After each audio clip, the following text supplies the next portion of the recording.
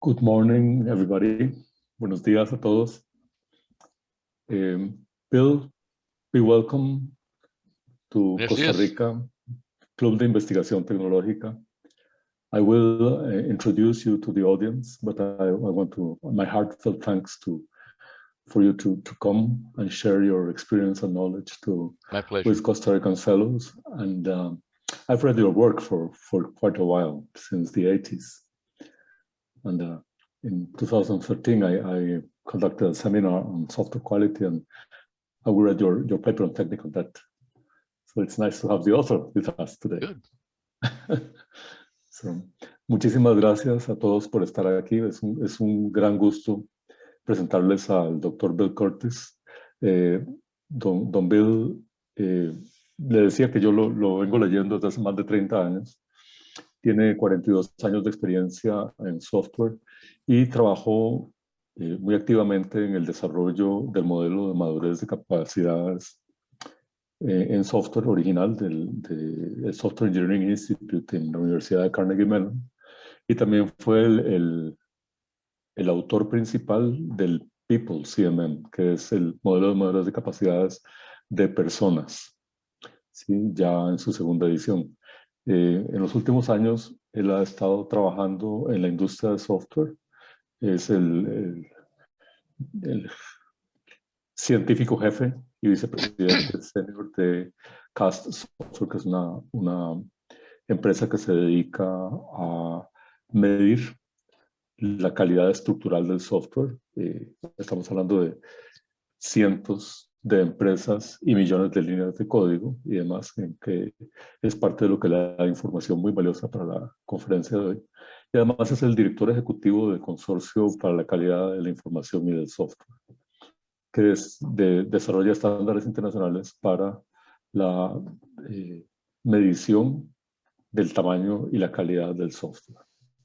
Le damos las gracias también a Richard Soley por habernos presentado con el doctor Bill Curtis. Es un honor para nosotros tener a Bill Curtis en el Club de Investigación Tecnológica. We are honored to have you today with us, Bill. Thank you. So without further ado, please. Okay, I'm going to share my screen. Yes. Let's see, here we go. And buenos dias. That's actually all the Spanish that I know, which is embarrassing because my mother taught Spanish. But when she didn't want me to know what she was talking about, she would, of course, speak Spanish. So I'm going to give you some concepts and then some data on technical debt. In the course of this talk, I'll explain a little bit about what the Consortium for Information and Software Quality is. But the goal here is by the end of the hour, you will have a good understanding of technical debt and why it's important to manage it and, to the extent you can, to eliminate it. So first, the Consortium for Information and Software Quality was formed back in 2010 by the Software Engineering Institute at Carnegie Mellon University and the Object Management Group, which is an international standards organization. We were chartered to develop international standards for measuring the size and quality of software by measuring the source code, and then to promote these into international standards. So today we have a number of sponsors that fund the work that we do at Cisc. We also have some partners, organizations that help us spread the word about software quality, help us get standards adopted throughout industry. So let's begin by thinking about what technical debt is. It really is the future cost of defects that remain in the code at a release. So therefore, it's a component of the cost of ownership, because if these are serious weaknesses, serious defects, you're going to have to remove them in the future. Often when you're building software, to get it done on time, you know you make decisions that are not optimal, but the code works. And you know that it's someday in the future, you're going to have to come back and refactor the code to remove the weakness. So that's a way technical debt gets created. From an executive point of view, anything that I have to spend money on to fix is technical debt because I have to pay for it in the future. So let's look at several ways that technical debt is created. It's structural qualities in the production code that's out running in the business. And the first component, whoops, as I kill the screen, the first component is the principle of technical debt, which is the actual cost of fixing the problem. The effort it takes for you to correct the problem and then test it and put it back into production. Now, until you fix the problem, you may be paying interest on the debt, and the interest would come in the form of the extra effort you have to spend working with code that's too complex or code that is has poor performance characteristics, so it costs you extra cycles on the machine, and if you're in the cloud, you're paying for those cycles. So interest is all the costs you accrue because of those problems until you fix them. So that's what technical debt is. There's principal and there's interest. But when you expand the financial metaphor, you'll find that there's also business risk, and these have costs. There is the liability you would experience if you had an outage during major retail hours and lost a good deal of business. There's also liability you would have if there's a security breach of your system and all your customers' credit card numbers were stolen and sold on the dark web. So there are liabilities to technical debt, especially those that relate to reliability or security or performance.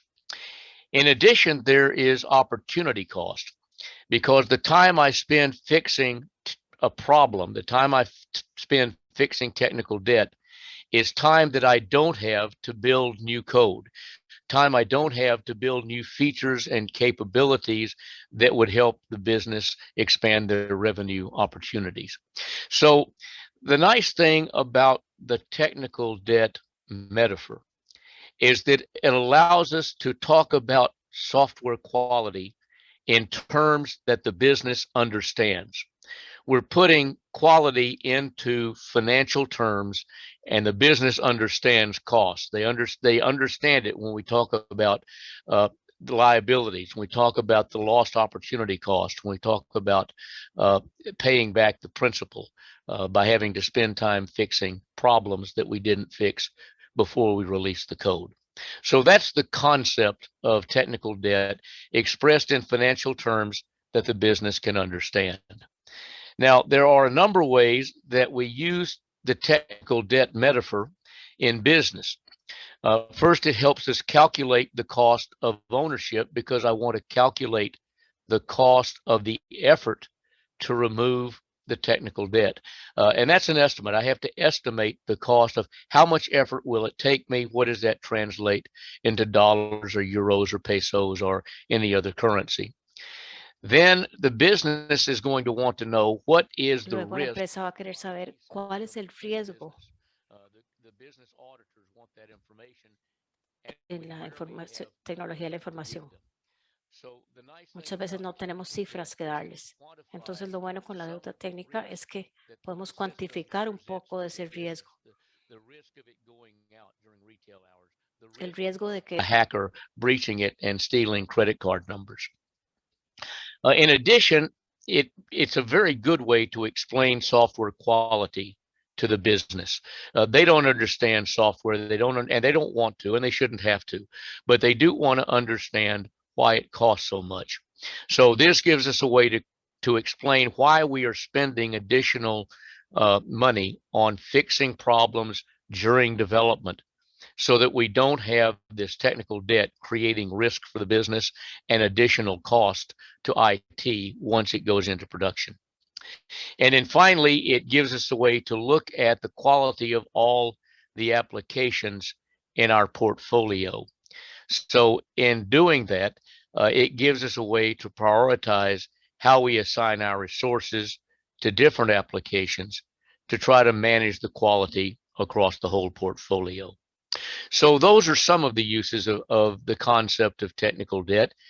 You can also write this concept into contracts you have with your outsourcers and system integrators and providers by saying that there are forms of technical debt that we do not want to see in delivered systems, and you have to remove it at your cost. There are certain kinds of security violations that should never be in the code. There's reliability problems that we expect you to fix before we put the code into operation. So some of the concepts behind technical debt are useful when you're dealing with your vendors and your providers. So how do we estimate technical debt? Well, there are several sources of data that we can use. There are test results and static analysis, and this tells us about the problems in the code, especially the structural problems that we should go fix. Then we want historical data on maintenance. What are our costs? How do those costs get created? And then there is typically the records in finance about how much effort we spent. So how much effort did we spend on this application, especially how much effort did we spend to fix problems? So when I put those three sources of data together, I put the problems, I put their historical costs and the amount of effort that's going to drive those costs. When I put those three together, then I can begin to estimate the principal of the technical debt. In essence, I'm able to estimate how much will it cost me to fix all these problems in the future. And I'm only talking about severe problems. You're not going to fix a problem that doesn't have any impact on your operations and is something you would defer forever. So we really are only talking about fixing problems that really present risk to the business or excessive cost to IT. So some of the data I'm going to present was collected using a system developed by CAST Software. That's the company I work for when I'm not directing Cisc. CAST has a static analysis technology, but it works at the system level, so it can swallow entire applications, analyze them, and give a system level view of the problems that are in the code, both at the code level and at the architectural level. So we can analyze now somewhere in the neighborhood of 50 languages and 50 frameworks and different systems, and those go into the analysis engine where we can evaluate over 1,200 rules of good coding practice. Not all of those are critical. Only about maybe a quarter to a third of those rules are actually critical and need to be removed. And then we break that into 5 different kinds of weaknesses. The first is we break it into, let me show you the kinds. We break it into 5 different types of weaknesses: performance, robustness, which is reliability, security, transferability, which you can translate to understandability or comprehensibility. It's how easy is it to understand and read the code. And then finally, changeability. How easy is it to change the code?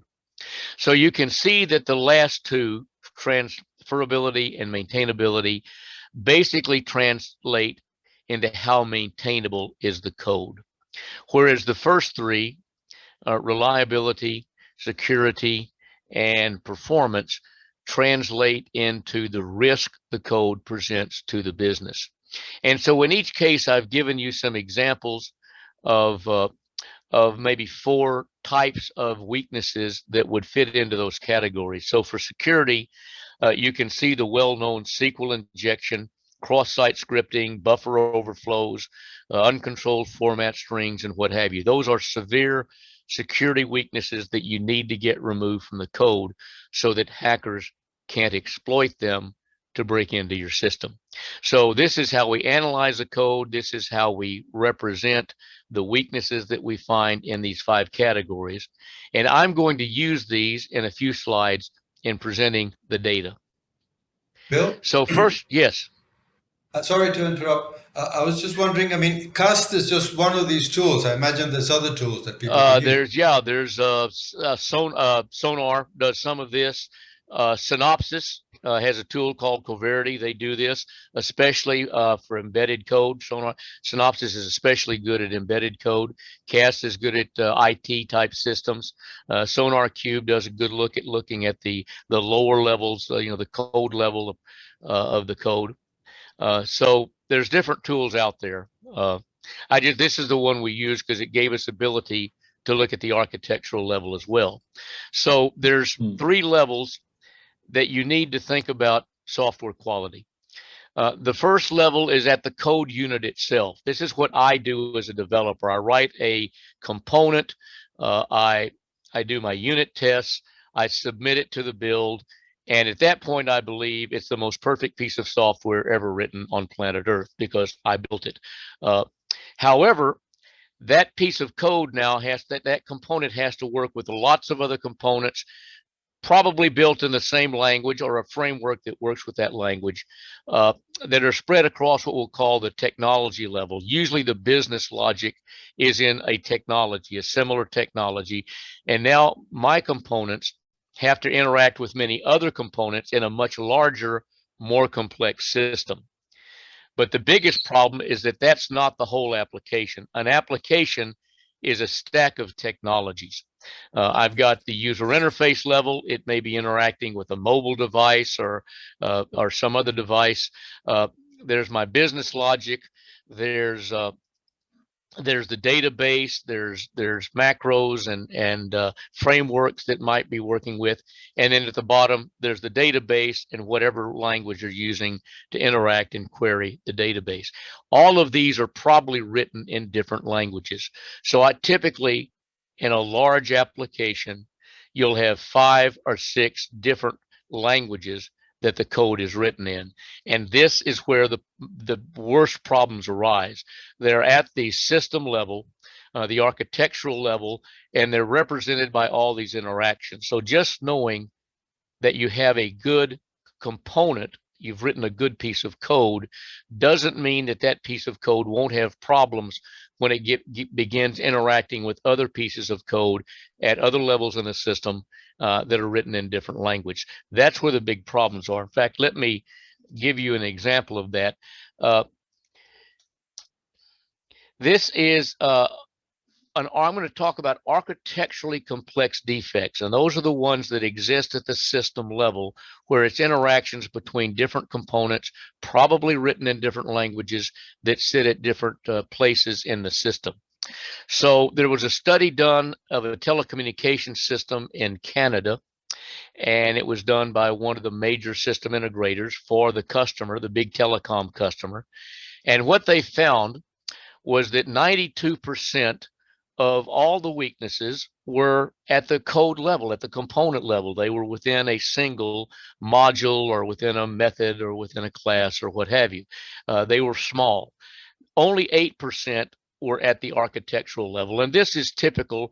When we've analyzed most systems, we found that somewhere between 5 and maybe as much as 15% of the weaknesses are at the architectural level. It's very small, typically 10% or less. The problem is the cost of repairing them.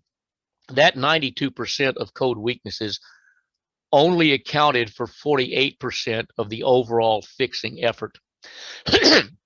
The big problem with architectural weaknesses is the cost of fixing them. They found that 50% of all the effort they spend fixing defects was spent fixing those 8%. Why is it so difficult? Why do they have to spend so much time? They found out it was because they spend 20 times as many fixes, as many bills, trying to find all of the implications that defect has for other parts of the system. So it interacts with other components, and it takes a long time to get that cleaned up to where all the components are now working in sync and they're not contradicting each other and creating problems in operation. So it took almost 20 times as many fixes to correct an architectural level problem as it did a module level problem. So we're going to call these architecturally complex defects, and we see some components in the system that seem to be a central point through which a lot of these weaknesses pass, that they're involved in a lot of these architecturally complex defects. And these represent architectural hotspots. You know, they're code components that cause a lot of problems because they're interacting through a lot of architecturally complex defects. And we find that the major impact you can have on making a system better, on improving the quality of the system, is by eliminating these hotspots. And typically we find that you can't go in and just keep fixing it and fixing it and fixing it. Typically what you have to do is rewrite it. In fact, rewriting it will take less time than trying to correct all the different interactions it has with all these different architecturally complex defects. We typically find that these components were written by someone who either didn't understand how it interacts with the system or wasn't a very good coder. And so the best thing to do is to throw it out, rewrite it in a way that it works with all the different components that it is connected to, that it's coupled with. So in fact, we find that if you can find these highly coupled components, often there's no need for them to be that coupled to the system, and it's better just to refactor them and simplify their complexity. So the data I'm going to show you comes from a repository that's associated with the CAS tool I just showed you. This is an earlier study we did where we had 745 applications. They came from 160 different companies, businesses, a few government agencies in various countries. And there were 14 countries that these 160 organizations existed in. They were in North America, Europe, and India. And there were 321 million plus lines of code. And within those 321 million lines of code, there were 60 million, almost 60 million violations of good architectural and coding practice. So you do the division, that's pretty bad. That's a weakness almost every 5 to 6 lines of code. So there's a lot of problems in the code out there in the world. This shows the size of the systems that we were working with. You'll notice that some of these were large. There were 7 systems that were over 5 million lines of code. We had 86 systems that were over 1 million lines of code. The average was around 300,000 to 400,000 lines of code. So you can see these are significantly large applications. And here's the kinds of businesses that these applications came from. You can see primarily they were from financial, insurance, and IT consulting, you know, the big system integrators. A lot also came from telecom and manufacturing. And then there were a number of other different kinds of industries and some from government agencies. So this is a good slice of a good representative sample of the kinds of applications that are out in the world. So this is the article that we built based on analyzing those 745 applications. It was published in IEEE Software, which is a major technical journal, several years ago. And in that, we developed a table. Now, I know you can't read the numbers on the table very easily unless you get real close to your screen. But the bottom line is we looked at different ways of calculating technical debt, and we looked at a number of different ways of analyzing it. And on average, the most conservative way of looking at technical debt, the most conservative way of calculating technical debt is that it would cost $3.61 per line of code to fix it. And we're not talking about all the weaknesses. We're really talking about the serious critical weaknesses that you need to fix in the code in order to reduce the risk or reduce the cost. So, you know, there's our conclusion. Even when measured with conservative formula, the amount of technical debt in most business applications is formidable. The estimates of technical debts can be a powerful tool to aid management in understanding and controlling IT costs and risks. So this is why we think it's valuable to calculate technical debt. It really gives you a sense of what the risk is to the business, the cost is to IT, and why we have to spend money to make code better, to reduce the risk and to reduce the cost. Bill? Yes. Sorry to interrupt again. Yeah. Would it be a reasonable assumption to think that if the hourly cost of developers in Costa Rica is less than in Europe and the States, then our technical debt should be a bit lower per line of code? Yes, it should be. And even much less in India, which is why a lot of the maintenance work is done in India, because the costs are so low. Although, having said that, the cost of labor in India is rising rapidly. I think that within 20 or 30 years, we'll see a global level, close to a global level of cost for an IT person, for a developer. Because I see in India, people leave and go to other countries, go to other companies every year or two to get a higher salary. So we know that that's going to have a big impact on the cost of software development, software maintenance in the future. Okay, this shows how technical debt is distributed. Sorry, Bill? Yes. Marcelo has a question. Okay, Marcella, yes. Hi, Bill. Just one simple question. Have you tried to compute the amount of technical debt using like something like functional measures, something like function points or cosmic points or something like that, and not directly in dollars? We could do the cost per function point. We didn't have a function point, automated function point counter available when we did these calculations. We do now, because we've developed that into an international standard. It's an ISO standard now, but unfortunately we didn't have that when we did this study. My guess is, since function points are typically much larger than lines of code, that number would go up per function point. But there's a real problem with function points, a serious problem when you're looking at technical debt, and that's function points do not measure the non-functional components of the code. And most of these architectural weaknesses are in the non-functional components. And in most business applications, the non-functional code is over 50% of the code in the system. So we need a measure that captures both the functional and the non-functional, and then allows us to compute this as a total of, let's say, we'll call it implementation points. But we've got to account for the non-functional code, because that's where many of these serious critical weaknesses exist. Almost all of the security and reliability weaknesses are in the non-functional code. So here's how, in fact, it breaks out. This is the percentage we found of these critical weaknesses in different types of violations of good practice.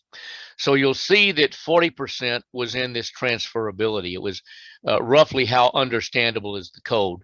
30% was in how changeable is the code. And then you've got the other 30% in robustness, performance, and security, which is the business risk. Now, just because only roughly a third of the weaknesses are in the area of business risk, it doesn't reduce the risk to the business. Some of those are very serious problems that have to get fixed, or the business is at significant risk. Whether it's a performance issue that slows down the way the system works, or it's a security issue that allows a hacker to break in. But typically 70% or so of what we find in technical debt is in the area of maintainability. And we looked at this across languages. You can see there's a number of languages there, and the percentages stayed reasonably consistent across the various languages from COBOL to Java to .NET to C and other languages. So we found this was a fairly consistent breakout across different languages that are in different applications. Sorry to interrupt, Bill. Yeah. Is this a percentage of dollar value of technical debt? No, this or is defect percentage. number? This is when I look at the total number of critical defects, this is the percentage of those critical defects that Good. fell into each of these quality categories. Good, thank you. Yes, sorry, I should have explained that better when I started, but yeah. So now I want to look at how this affects productivity. Let's look at the next release and look at the productivity of the work I did when I go to the next release. Right there, I want to measure. When I want to measure productivity from release to release, I want to look at the volume of new code that was developed, the volume of existing code that was modified, or any code I deleted from the previous release. So I get a total accounting for the work I did in making these changes to the code, additions, deletions, and other kinds of work. And I want to divide that by the total effort that I expended in that release. And that gives me a sense of what my productivity is, the amount of work compared to the amount of effort. That's a traditional definition of productivity, certainly the one that's typically used in software. So let's see how people think about productivity. Typically, they think about it as having a productivity baseline, right? And I'm going to argue that there's no such thing as a productivity baseline. A baseline tells me that this is my standard productivity.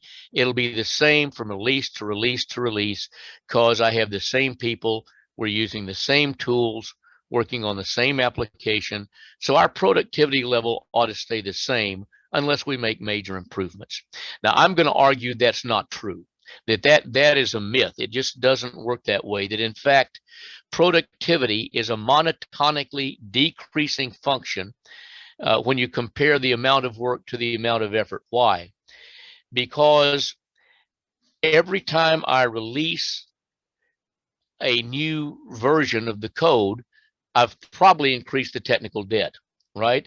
There's incremental increases to technical debt with each release because I couldn't fix all the problems that I created. We can fix some of them, but not all of them. That just makes the code more complex and a little bit harder to work with, and therefore my productivity goes down. And it just continues and continues and continues until I finally decide to do something about it and fix the problem, right? So until I take action, we're going to see a continuing decrease in productivity over time because it's harder and harder to work with the code. So let's visualize that. Let's say we're in release N, that could be release 30, let's say, and I've got my development work, I've got rework. You know, that's the rework is the effort I spend fixing defects that I just put in the code when I developed it or when I modified it. So that's work I did right now within this release to fix those problems. But then there's problems I didn't fix, and those are the unfixed defects from release N. And those are sent forward into release N+1. So now I've got, I've got work that I have new development work in this next release. I've got rework to fix the problems in this new work, but I've also got this rework to fix problems from the old release that now are bad enough they have to get fixed. Plus, I've probably created some new defects, right? I've got the unfixed defects from the last release and these new defects I created in this release that I haven't fixed, and those all go to the new release, right? To release N+2. And so now I'm just building up and building up technical debt over time. And until I do something about it, I'm going to constantly decrease my productivity. It will be harder and harder to work with the code. So that's how technical debt builds up. What do we call release N+2? Well, eventually we call it legacy code. It's a messy, just a swamp that no developer wants to go into without protection. And it's just a mess until you get it fixed up. And it decreases performance and it increases risk to the business. So how do we reduce technical debt? Well, this is just a possible process you could use to fix your technical debt.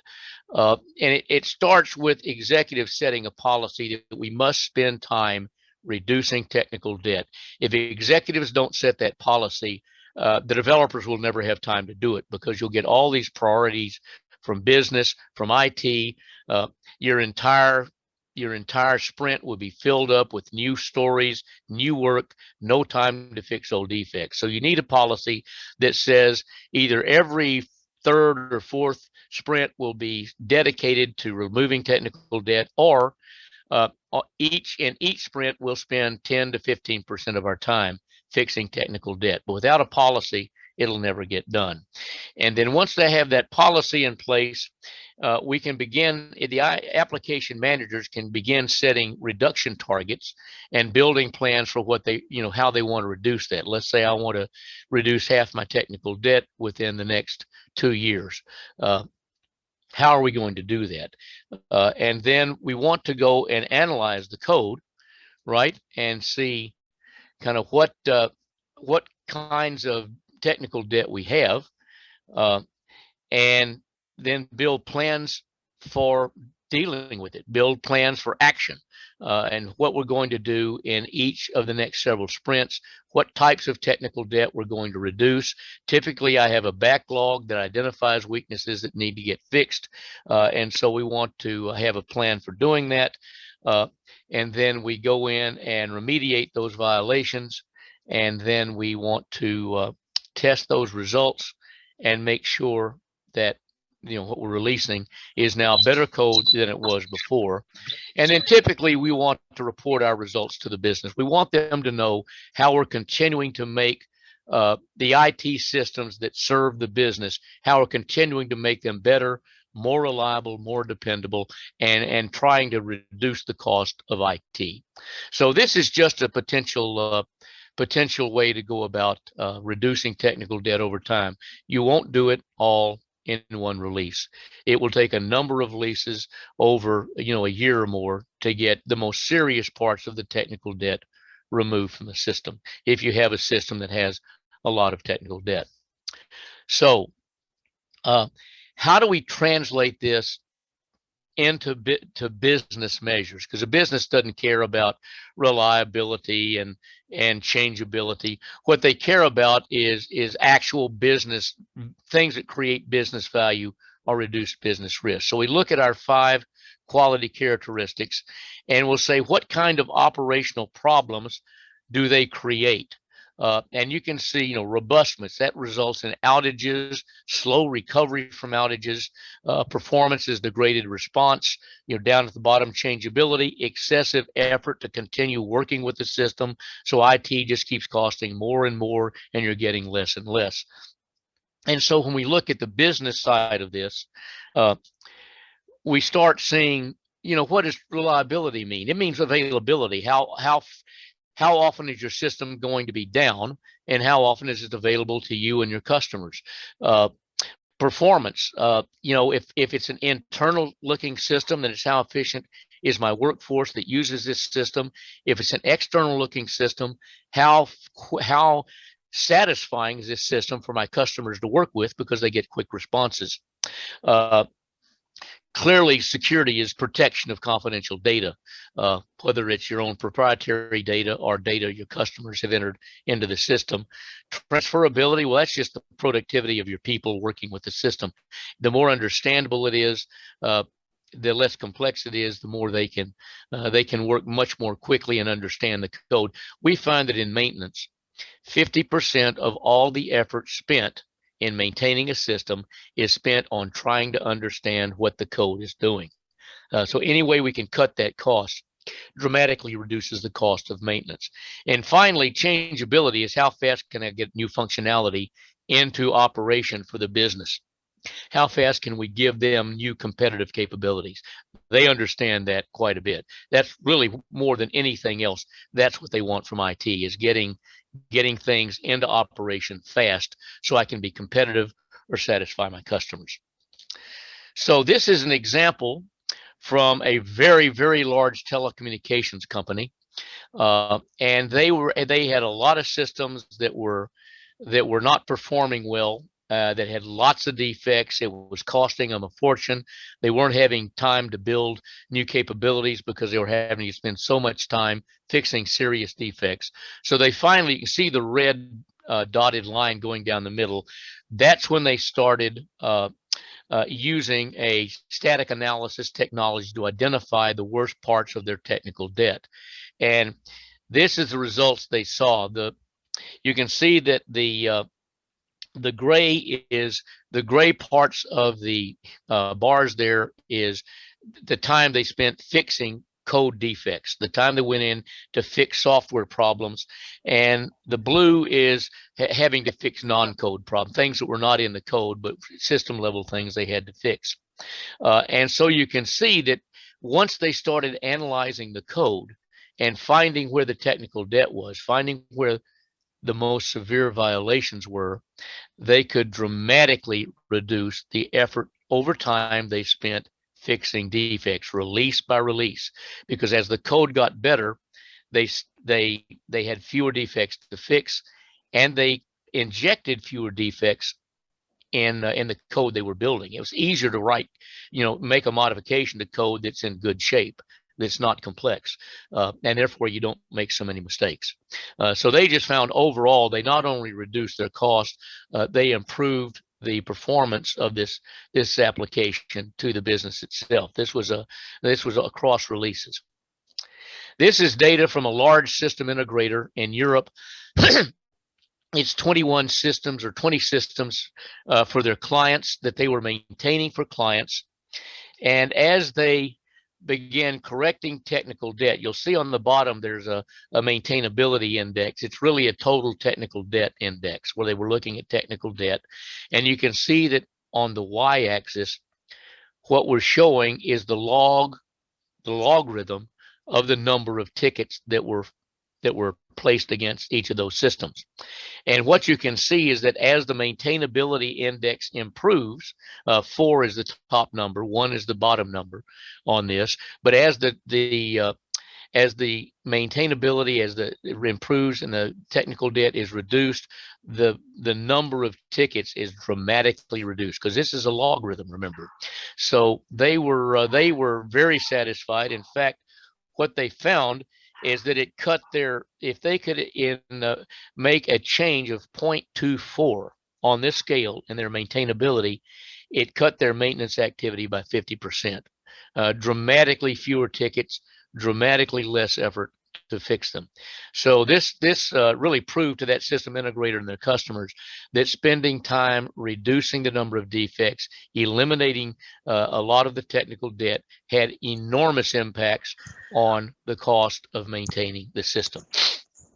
And finally, this is a large bank, very large bank, and as they improve the software quality, that's a technical debt index, that software quality on the x-axis, and they looked at the number of incidents in operation and what those incidents cost in terms of lost revenue and effort to fix. You can see that they went from their worst applications that the total loss was about $2.5 million in terms of operational problems and business costs, all the way down to their very best applications. The loss was only about $3,000 because there wasn't a lot to fix, and it wasn't causing problems in operation during normal business hours. So they were convinced that time spent reducing technical debt, fixing these problems, had a huge impact on the costs in IT and the cost of the business as well. So finally, I want to just give you a couple of slides telling you a little bit about what Cisc does. As I said earlier, we're an international software measurement standards organization. We build standards that we submit to OMG, And if they're approved, they become OMG standards. OMG is a large international standards organization. They have standards for things like UML and CORBA and a number of other IT related capabilities. And so we were chartered to be a special interest group in OMG focused on software measurement. And we've looked at size and quality measurement. We've produced 9 standards. One of the standards is combines 4 of the other standards. So you look at the top, the size standards, you can see that our automated function point standard, and this is a standard for automating the counting of function points, that is now an ISO standard. It's been accepted by ISO 19515. So that's an international standard for automating the counting of function points. And it's focused on helping static analysis vendors like Synopsys and Sonar and Cast and others develop systems that can count function points in an automated way. And that reduces the enormous variability you get with manual counting, and it dramatically reduces the cost over time. And in the quality area, we originally produced standards for reliability, security, performance, efficiency, and maintainability. Those are those are half the quality characteristics in the ISO quality standard 25010, which lists 8 quality characteristics for software. We've automated half of those. We updated them to combine both IT and embedded code, combined them all into one document, automated source code quality measures. That is now is in the ISO system. It has a number. You can see it on the website of the ISO website. We expect that they will publish it in April. You can't access it from ISO until they formally publish it, which we're told will be April. But that standard is really built for the vendors of static analysis technology to know what weaknesses, only critical weaknesses, the ones you have to remove, are in this standard for calculating those 4 quality characteristics.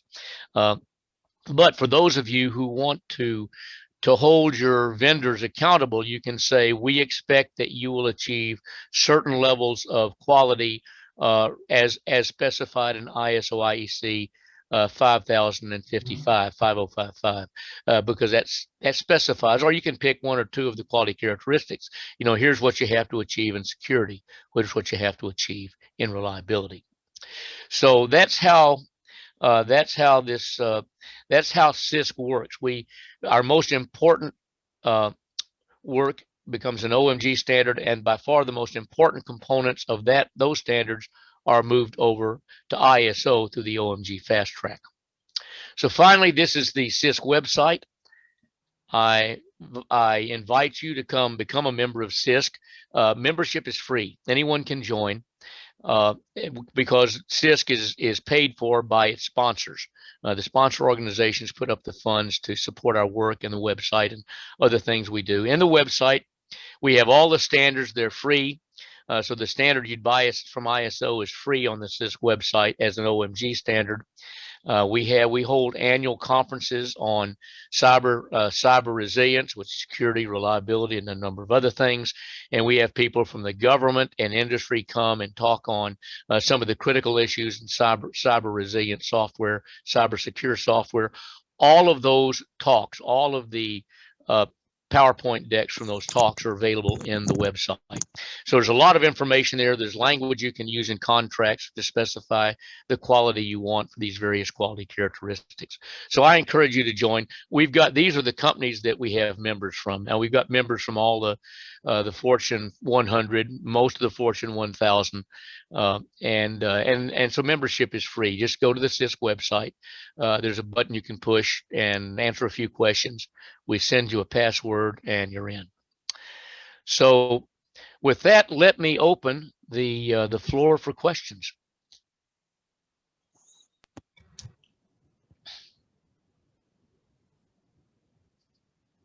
Thanks a lot for that, Bill. That was very good. Thank you. Excellent. One obvious question, Bill, is if you don't have a software analysis tool, you're basically dead in the water. It's going to be very difficult to analyze the structural or architectural quality of a large system. You just can't do it manually. When systems were small, we could do it in code reviews or formal inspections, but these systems are now in the millions of lines. My latest quality report, we had 1.3 billion lines of code from 2,500 applications. I mean, those, and you know, we had like 75 that were over 1 million lines of code. So these systems are now way too large, and you have to have automated tools. That's the whole, really the whole purpose of DevOps pipelines, is to automate as much of the work, of the routine work as we can, so that developers can spend their time, you know, designing code and designing test cases, and then let the system do the routine work, so that you can spend your time doing the things that are complex and take some creativity. In fact, Cisc is now working on measures for DevOps environments, because all of a sudden lean becomes a very important concept when you look at a pipeline. When you look at, I mean, we're creating something that looks more and more like a manufacturing pipeline in DevOps. You know, code is not a product. Code is not the kind of product you manufacture in the same way you manufacture a car or a radio. But the concepts, the lean concepts, can be translated into a way that they work with IT environments, with development environments. And so that's what we're trying to do, is come up with measures for this new way of building code in a much more efficient and speedy way. Yes, yes. Has CAST or other companies made some sort of taxonomies for architectural defects, like the ones you mentioned? Yeah, only in the sense that they're related to the quality characteristics I described: reliability, okay, security, performance. So they would classify an architectural defect into one of those categories. Okay. And that's the way ISO does it. I've made sure that Cisc is consistent with ISO 25010, which is the standard ISO software quality standard, describing the quality characteristics. I'm actually a co-author of that standard now, and I've got them to add security, and we're looking at changing one of those to be, one of the characteristics to be flexibility, with scalability as a sub characteristic, because that's more consistent with the effort to modernize software. You know, break things into microservices and whatnot. So I make sure we're consistent with ISO. ISO 25023 is the ISO standard that defines software quality measures, but it only describes them at the operational level. It has very few that are at the code level, at the system level. So they describe reliability as availability or recovery time. They don't describe it as poor error handling, you know, or things that will break the code. So Cisc supplements ISO 25023 by identifying the weaknesses related to these quality characteristics that you can detect at the code level. So we describe quality at the code level, whereas 25023 describes it at the operational level. So they supplement each other. In addition, every code weakness, every Cisc weakness, every weakness we use in calculating these measures now has a CWE number. CWE is the Common Weakness Enumeration, and it's a repository originally of all the weaknesses that we knew hackers could exploit to break into systems. So originally there was over 800 security weaknesses in the Common Weakness Enumeration. But with Cisc being formed, they expand that to any kind of weakness that's a risk to the system. So all of the weaknesses in Cisc are now a part of the Common Weakness Enumeration. It's maintained by the MITRE Corporation with funding from the U.S. Department of Homeland Security. And the Common Weakness Enumeration repository is an ITU standard, International Telecommunications Union standard. So that means it's recognized by the United Nations. So Cisc, everything Cisc does, to the extent we can, we follow standards. We make ourselves consistent with ISO or UN standards. Thank you. Other questions?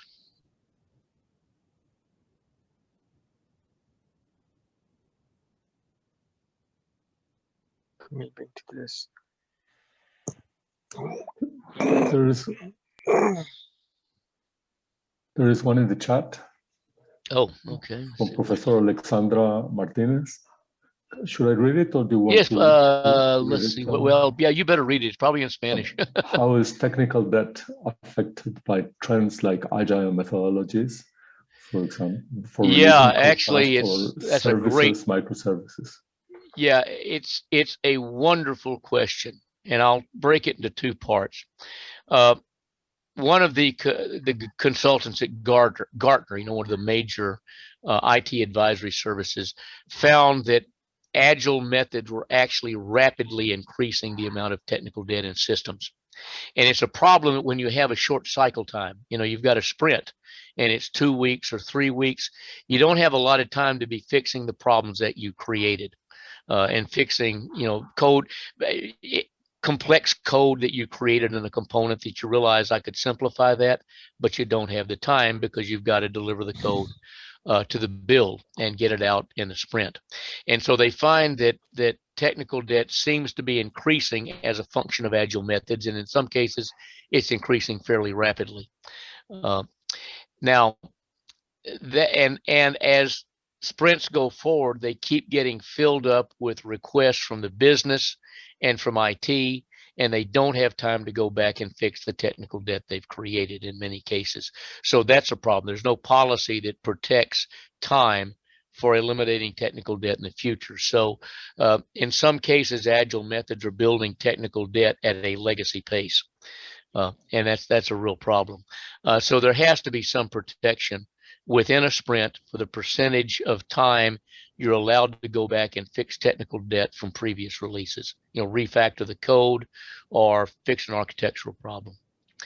Now let's see, there was a second part to that question. Yes. What was about releasing services or microservices architectures that have code in different languages, for example? Yes, well, that accelerates the problem, doesn't it?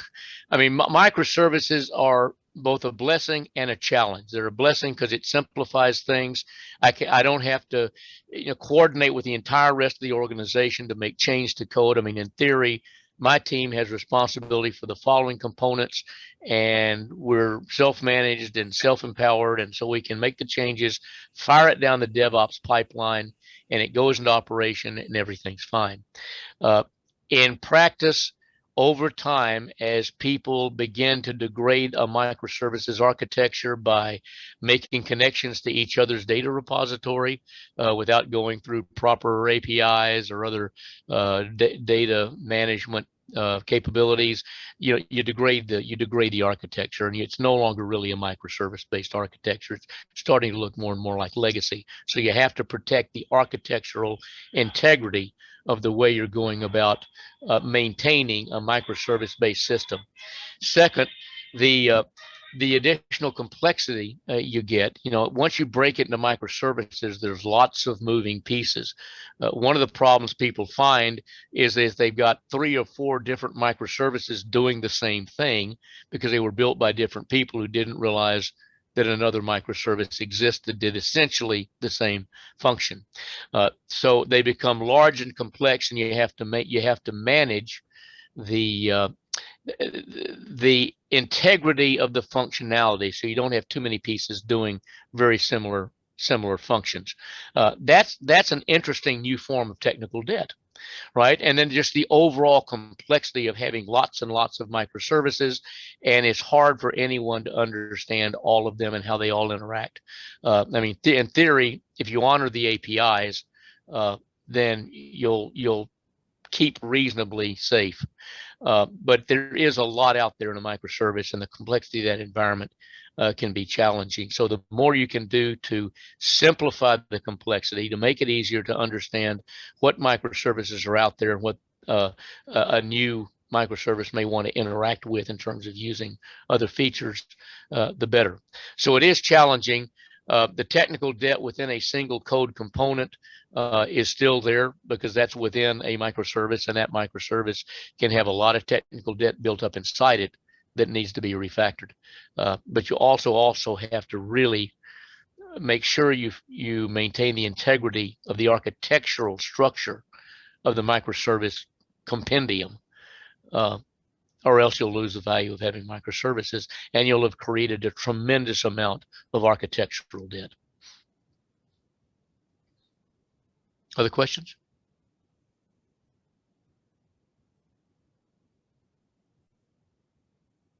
¿Más preguntas? ¿Podemos traducir?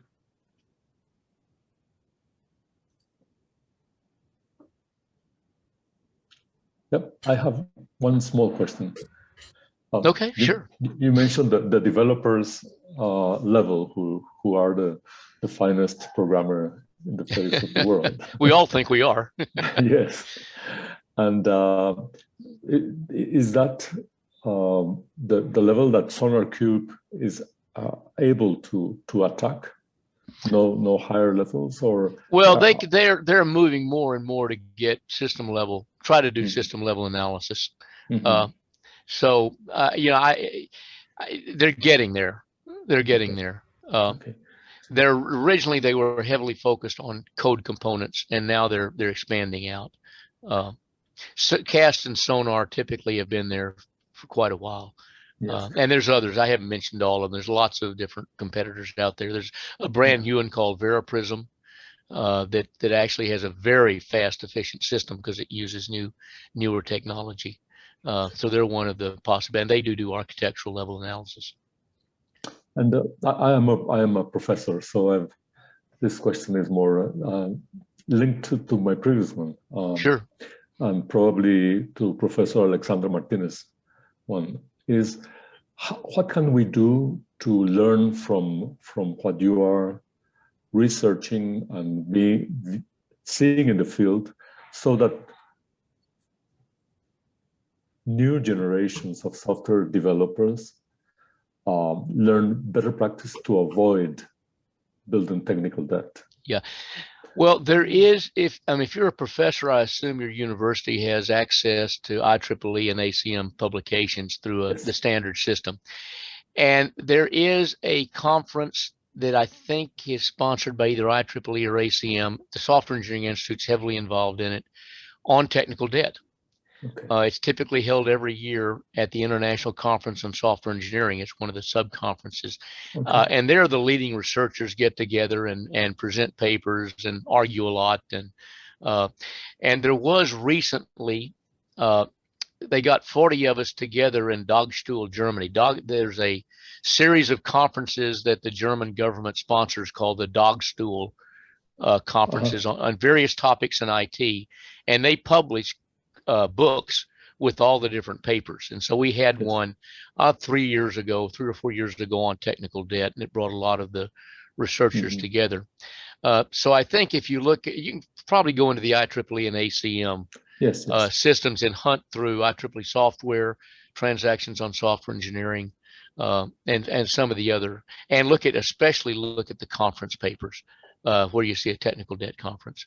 And I think you can keep up pretty well with what's going on in the world, in the academic research world.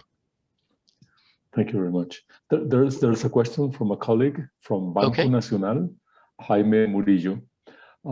He asks, how much time would it require to perform a diagnosis of technical debt at a bank in Costa Rica, which would be a mid-level bank in the US? Yeah, so it depends really on how big the system is. Most, because if you're going to look at the technologies that look at the architectural level take longer because they have to process more and compare more, parts of the system. And typically, something that's several 100,000 lines of code would take a few hours, typically. You can get in minutes, a piece of freeware off the net will analyze your component. But to look at all the interactions, and the more interactions you have, the more coupled the system is, obviously the longer it takes to truly analyze at the architectural level. So, but most of these within in less than a day, it's usually a few hours to get the analysis done. Yeah, I mean, but this bank, I would think, I mean, and there's several people from that bank here, you can correct me, but I would say they have millions of lines of code in dozens of languages. Yeah, well, some of these systems do handle multiple languages. Doing that increases the time a bit because I've got to parse all the languages and then rebuild that abstract syntax tree and all those connections. So I can do an architectural level analysis. So I know CAS does it. I'm pretty sure Synopsys does it. There's probably several others that can do cross-language comparisons. The thing to do is to just go out on the internet to the various websites and see what they claim. The National Institute of Standards and Technology at the U.S. does at least every year, or I think maybe it's every 2 years, they have an analysis called SAMATE, where they invite people to submit their static analysis technologies, and it's really focused very heavily on security level weaknesses, but it does analyze how effectively these languages can detect, or how effectively these tools can detect a range of weaknesses in a body of code. So that's another place to look for comparisons. But I think the thing to do is to look at the websites and then ask them to give a list of the kinds of weaknesses that they detect. And most of them will have that list. And then you can decide what you think the best solution is for your technology. I know Veriprism, CAST, pretty sure Synopsys, and several others can do multi-language analysis.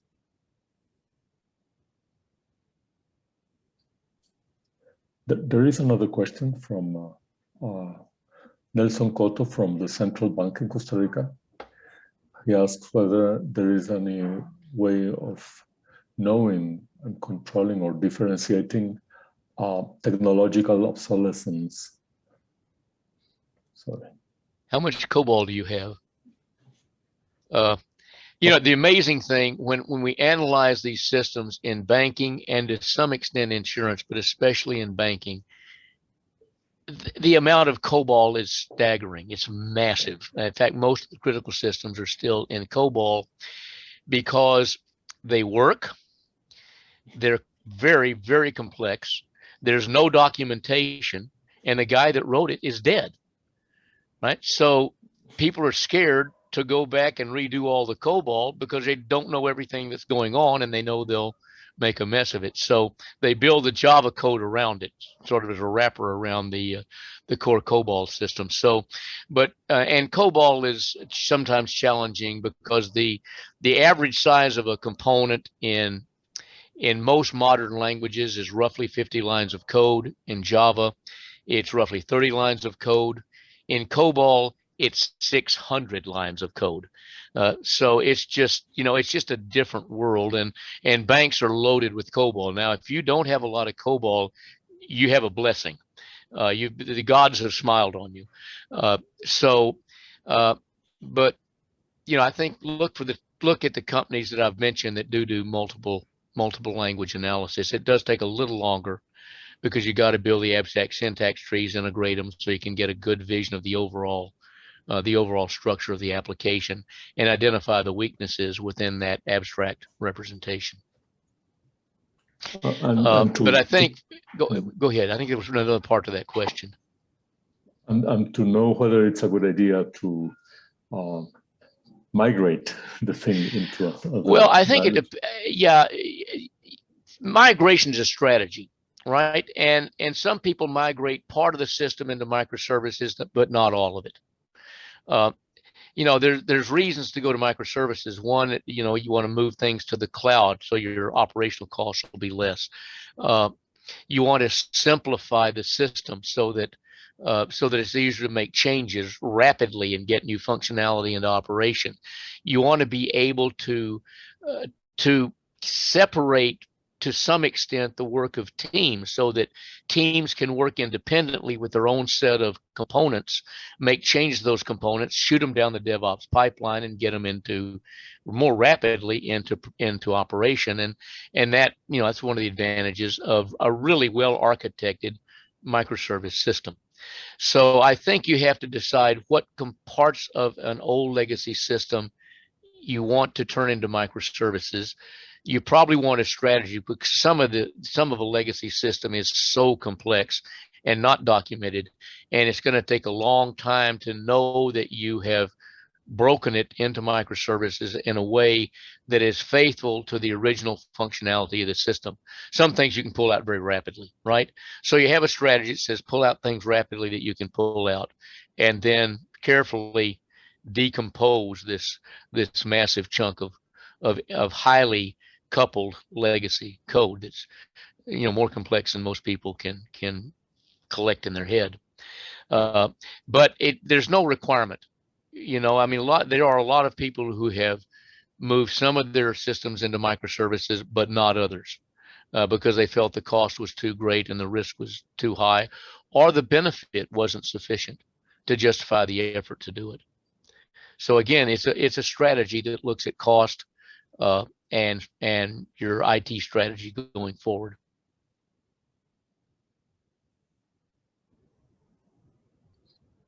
There's other companies coming from other questions from the YouTube. Okay. And also from people who are attending here. This is one from Professor Gabriela Marin. Do different actors within institutions or organizations have different perspectives or different aspects of technical debt? Like yes, different absolutely. Industries or yeah. There are two fundamental approaches to technical debt. The original, developed by Ward Cunningham and published at the conference in 1992. I think it was at the Object-Oriented Conference in 1992. Was that I make suboptimal design decisions to get code out quickly, but I know I have to go back and fix it later. That's technical debt. It's conscious. I know I've done it. I did it on purpose to get the code out quickly, but I do know in the future it has to be fixed. So common weaknesses like a SQL injection or a buffer overflow, they wouldn't consider that technical debt. That wasn't a design decision I made to get the code out quickly, a suboptimal decision. However, the CIO and the CEO, they don't care. If I've got to spend money to fix it, it's technical debt. It's a good way for me to think about things that I have to spend money on to fix. I don't care whether it was a conscious suboptimal design decision or whether it was just a stupid mistake. It doesn't matter to me. I have to spend money. So the industrial approach, and it's the one I've taken, is that anything that has to be fixed, that's critical enough to be fixed, is technical debt, because that gives me a much better estimate of the cost of corrective maintenance. What's my cost going forward to fix all this stuff that's just got to be fixed?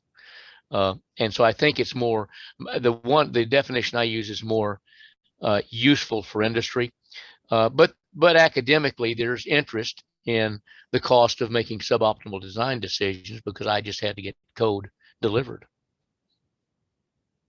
And that would help me think about the trade-off between some additional schedule or resources versus getting things done quickly and creating these suboptimal chunks of code. Excellent. Okay. Thank you very much. There are more questions coming. Hay más preguntas. What are your suggestions for approaching executives? ¿Cuáles son sus sugerencias a la hora de abordar a los ejecutivos? Delia, I can hear you. Oh, okay. Yeah, I can hear you. I'm sorry, hold on. That's okay. I got disconnected for a while and now I don't know why I'm in English. Hold on a minute. I don't seem to be able to. I'm in English because I'm too dumb to learn any other languages. I flunked German. I flunked French.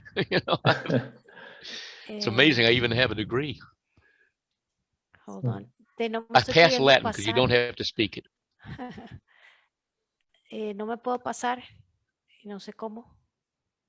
Bueno, Okay. ¿Dónde está el- Well, let me go ahead and answer the question, and we can the suggestions for deal with that later. communicating the realities of technical debt to executives in companies. Yes. I think if you can express it, I showed you that chart that expressed it in terms of different forms of cost. There's the principle of the cost of fixing, there's the interest. This is money we're paying, effort we're having to spend until we get it fixed, or it's cost we have because we're using too many cycles for inefficient code or whatever. There's also liability. What if the system crashes? What do you lose in terms of customer interactions? If somebody breaks in and steals all the credit card data, what is that going to cost us? So the more we can put the cost of critical violations into these terms, the easier it is to talk to an exec. I mean, they understand the business risk. They understand hackers breaking in and costing them millions. I mean, I'm now argue sometimes that we're in the era of 9-digit defects. And people say, do you mean 9 digits? You mean bits or bytes? And I say, well, I mean dollars and euros. I mean, we're literally seeing problems that cost over $100 million or 100 million euros to fix.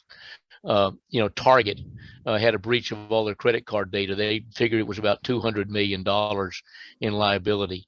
The Equifax breach, that almost put them out of business. They're figuring that could be $600 million. RBS, the Royal Bank of Scotland, had a crash, basically a bad update, and when it was backed out, the fellow that did it destroyed all the customer data.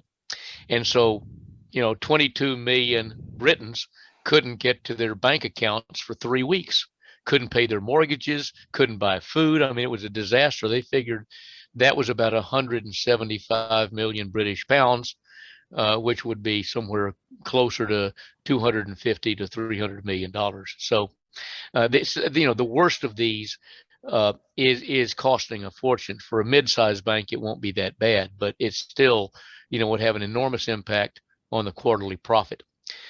So I think if we express the most critical weaknesses in terms of the potential liabilities, in terms of the potential costs going forward for, the more we have to spend in IT because the code is badly structured and it just takes longer to work with, and we're creating more mistakes when we do it. The more we can put it in those kinds of financial terms, the more executives understand what it really means to them, because they really care about the numbers. Thank you very much. I have 4 more questions. By the way, don't use the term software quality. Executives hate the term software quality. They don't care. If you talk about outages, they care. Security breaches, they care. Quality, they don't care. There's a question here about who should be in charge of software quality. What are best practices around that? Yeah, typically it would be good to have, sometimes we call it a software quality officer or software quality director. Could be the person that's in charge of software process improvement. If you have such a person, it could be, if you have an audit organization focused on IT, it could be them. But it's someone who has the time to go from application to application, evaluate their practices, look at the data on the amount of technical debt in their system, the number of critical violations, and knows enough about the software development and maintenance to make sensible recommendations about how they can improve the overall quality of the system and reduce the technical debt, and the practices they need to put in place going forward to make sure they don't have a recurrence of building bad code. So I think it needs to be someone who combines those functions. It could be an audit person, a quality assurance person assigned to IT, could be a software quality officer that has the time to go around to look at how different applications are being built and their quality. But it needs to be someone who has the time and the responsibility and the assignment for doing that kind of work, making recommendations, evaluating where they are, looking at how they're performing their process. There's another question regarding requirements. Is there any way to address technical debt from requirement solicitation, analysis, and validation? Is that there's a whole separate body of I don't know if there's a large body of work, but a whole separate thought process on requirements debt. And if you have a lot of it, it enters, you'll build that into the system, and then you've got a system with conflicting features or features you didn't really need, or other kinds of problems. And so I don't know of a lot of automated tools. That's not an area I've followed that would detect those kinds of things. The best defense against a lot of requirements debt is to, number one, make sure you've got a number of people giving you requirements who are looking at different aspects of the business issue that you're trying to implement, that you're trying to automate. Don't just get information, don't get input from one person alone. Problem with agile methods, they typically only deal with one person from the business as part of the requirement for what you put in a Scrum. But I mean, for those of you in banks, how does a bank grow? It grows by acquiring other banks. And all those other banks have their own process, and they don't want to change. They want to keep doing it the way they've always done it. So when I build a set of requirements for a new banking system, all these different people with all their different processes want their process in the requirements. And now I've got a mess. I've got, 16 different ways to do the same thing. And that's a requirements mess, which gets translated into an IT mess. So this is a problem that has to be solved up at the requirements level. First, you need to simplify the process, right? You really need to, the more you standardize the process across all your divisions, all these different banks you've required, the easier it is for IT to build a sensible system that's not too complex and whose architecture you can maintain over time, and in which you'll build less technical debt. But the more that requirements run wild, the more the system gets needlessly complex. And that is in a form, that's the result of requirements debt, of having too many different ways to do the same thing. I'll give you an example. We went into a bank one time, and they asked us to look at their credit card processing process. And we analyzed it over a period of a couple of months and working with them, and found out they had 183 different processes in their credit card operation, and they had 16 different ways to open an account. It was a nightmare, right? And so after that, in that 2 months of working with them, we simplified it down to about 50 basic processes and only 3 ways to open an account. And we think we could, if we worked with them more than 2 months, we could have made it even simpler. But, that process should be done, that rationalization of the business process, standardization of the business process needs to be done first. And then when you develop the requirements, they're better organized, they're simpler, there's not as many of them, and there's less requirements debt that moves forward into code. Into creating technical debt in the system that it's and now every time one of these different units in the bank changes, I've got to go in the code and find out where their particular process is and change it. And it just gets complex and time consuming. So the business owns some of the challenge in some aspects of technical debt. Next question. Maybe this is the last one I have here. Okay. So far. This is from a colleague who works on software engineering, particularly regarding maintenance and evolution. And I will translate. It's his perception that the software industry has produced software for solving diverse problems, but not much time or resources for following up the process of development and maintenance, so that it addresses technical debt. He's talking about the process of developing or maintaining software and having some software support for that, so that it's reducing. You're talking about removing technical debt that we're spending all our time developing and maintaining? Yeah, and well, and that's a challenge. I mean, you look at agile methods, you have a short cycle, and you don't have a lot of time to go back and fix things. You get your unit tests done, and then you submit it to the build. And if there's tests that come out in integration or system tests, then they go into the backlog. You know, maybe you have time to fix them, but they may end up in the backlog. And they never come out of the backlog because you keep getting loaded up with new requests. So the problem is we don't spend the time up front in trying to reduce the amount of technical debt before we submit to the build or before we declare it's finished code and potentially ready for delivery, ready for production. And that has to be a policy. I mean, really, nothing's going to change if there's not policies that change it. So again, saying we may spend, you know, 10% of our time fixing previous technical debt, 10% of our time going back and fixing some of the technical debt that we created within this release. That has to be a matter of policy, and the executives have to enforce it. And if they don't, then, you know, the developer doesn't have the authority to do it. They're going to get yelled at if they take that time. And so the only time they'll have to do it's on nights and weekends, and that just wears them out, and they make more defects because they're tired. So this really has to be a matter of policy. And so the executives are responsible for creating an environment in which you can measure and manage technical debt. And therefore, what you're doing is reducing the risk to the system, reducing the risk to the business, and reducing the cost to the business. And that's why technical debt is a useful term, because it helps the business understand that. Okay. Well, thank you very much, Bill. Thank you. Yeah, I'm going to ask everybody to please open their mics and their cameras so we can thank Bill properly, por favor. Abran todos el micrófono y las cámaras para despedirnos y para agradecerle a Bill como se lo merece. Yo creo que I think we're all very pleased. It was a great lecture, a great presentation, and very useful. I already got comments over the chat of real business applicability that they're going to take. Yes.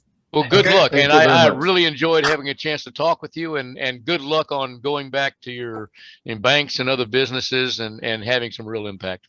Everybody's going to get rid of the technical debt by next week. Yeah, okay. Thanks a lot. Muchas gracias. Thanks very much. Thanks a lot. Thanks. Gracias.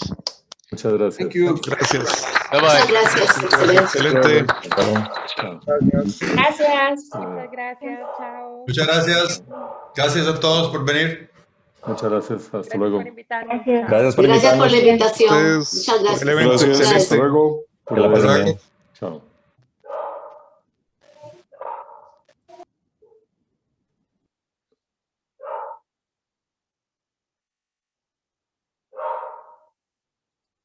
Even the dog enjoyed it. Good. Oh. We have two here. Yeah. Thank you very much, Bill. It was Okay. great to have you here. Great. And, Thank you. I enjoyed it. I Goodbye. follow some of your newer writings. Oh, good. Good. Well, I'm working now on a number of things with Cisc and very quietly building a meta model for building maturity models. Okay. And I'm working with the healthcare world right now to build a maturity model for helping them adopt better practices. So, you know, there's a lot of exciting work to do. Good. Okay. Thank you. Thank Goodbye. you very much, Bill. Have a nice Bye-bye. day. Bye-bye.